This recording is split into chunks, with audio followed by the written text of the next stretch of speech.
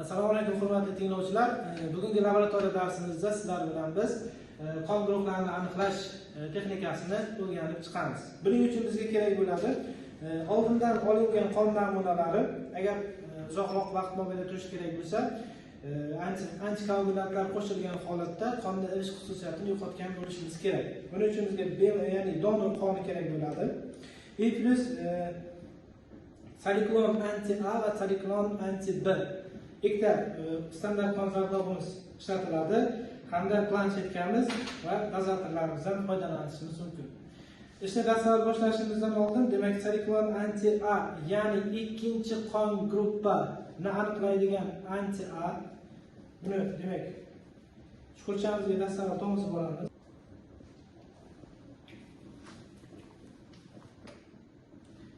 Mana bu yerda saliklon anti B, ya'ni 3-chi gruppa anti B zardobini chuqurchamizga tomizib olamiz.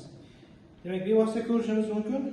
Ikkala qon gruppani, demak, anti zardoblari bir-biridan farqlanish uchun bevosita turli xil ranglarda ajratilgan.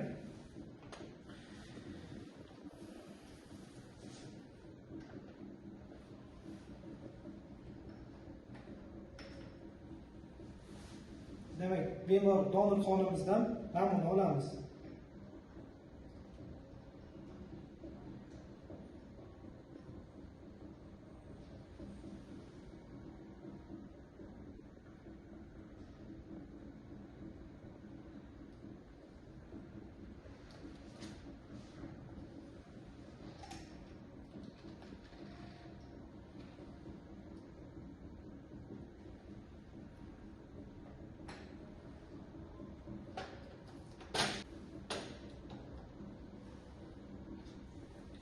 Bu muolajasining bir qirrasi bilan, demak, chuqurchamizdagi anti zardob hamda donor qonimizni aralashtirib olamiz.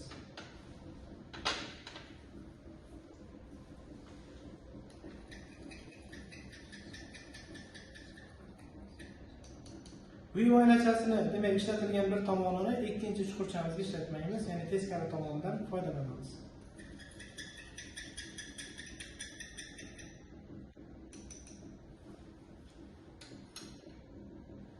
Va ozgina muddat davomida aralashtirib turamiz.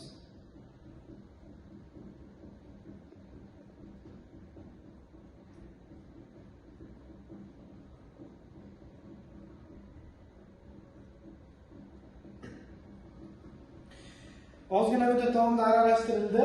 Demak, sizlar bilan qon guruhlarini aniqlashni nazariy mavzuda bevosita tanishib chiqqan edik.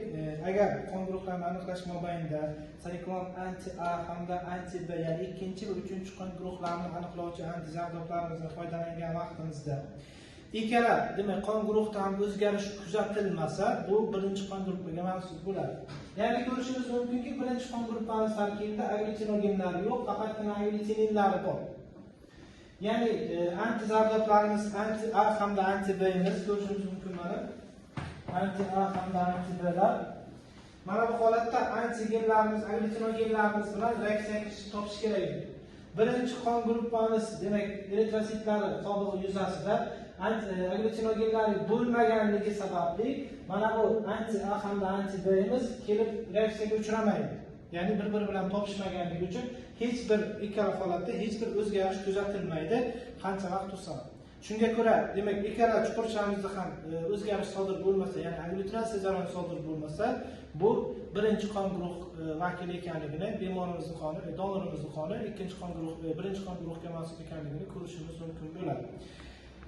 Endi esa ikkinchi donorimizning qonini tekshirib ko'ramiz. Biz ikkita namuna tanlab oldik bunga. Savol, demak, qon guruhlarini aniqlashdan oldin anti zardoblarimizni tomizib olamiz.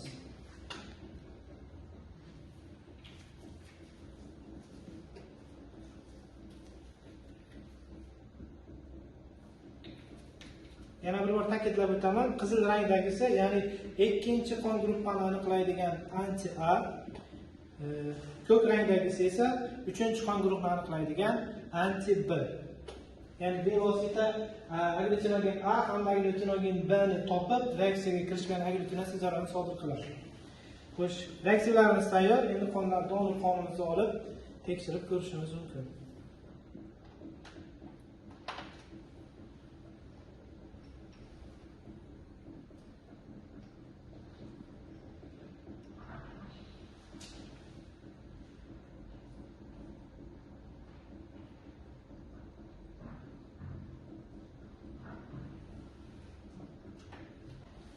bu o'ylachamizda ishlatilmagan ikkinchi tomondan foydalanamiz.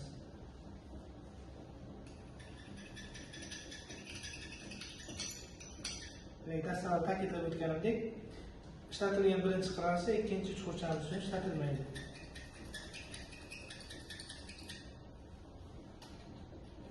Ma'lum bir muddat davomida, demak, qo'zg'atib turamiz.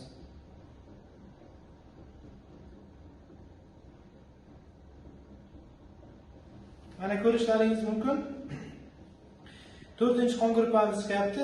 Ikkala chuqurchamizda ham agglutinatsiya jarayoni sodir bo'lyapti. Mana natijalarni ko'rishimiz mumkin. Bevosita birinchi tajribamiz hamda ikkinchi tajribamizda. Birinchi tajribamizda mana ikkala chuqurchamizda demak hech bir o'zgarish kuzatilmagan. Bunda ya'ni anti A va anti B'miz birinchi qon gruppaga mansub bo'lganligi uchun birinchi qon gruppa eritrotsitlar tarkibida agglutinogen A va B bo'lmaganligi uchun bular ta'sirlashadigan hech bir agglutinogenlar yo'q. Ya'ni A va B agglutinogenlarimiz yo'q. O'sha sababga ko'ra ikkala holatda ham A ga ham B ga ham mos keladigan agglutinogenlar bo'lmaganligi uchun ikkala chuqurchamizda ham o'zgarish sodir bo'lmagan ko'rishimiz mumkin. Ikkinchi qo'yilgan tajribamizda izohlaydigan bo'lsak, demak ikkinchi tajribamizda ikkala holatda ham agglutinatsiya jarayoni sodir bo'lyapti. Bu qaysi gruppa? Ya'ni 4-chi qon gruppaga mansub bo'ladi. Ya'ni 4-chi qon gruppamiz qon eritrosit qobig'i tarkibida agglutinogen A hamda agglutinogen B bo'lganligi uchun antizaldob A va B'larimiz bevosita kelib agglutinogen A anti A bilan agglutinogen B anti B bilan ikkalasi ham reaksiyaga kirishgan jarayon sodir bo'ladi va ikkalasi ham agglutinatsiya jarayoni sodir bo'lib, ikkala reaksiyani bevosita taqqoslagan holatda ham ko'rishimiz mumkin bo'ladi. Ya'ni birinchi tajribamizda tomirimizning qoni birinchi qon gruppaga mansub, ya'ni hech bir o'zgarish kuzatilmadi. Ikkinchi tajribamizda tomirimizning qoni 4-chi gruppaga mansub ekanligi, ya'ni ikkala chuqurchamizda ham agglutinatsiya jarayoni sodir bo'lib, bevosita reaksiyamizning natijasini ko'rsatib berdi. E'tiborlaringiz uchun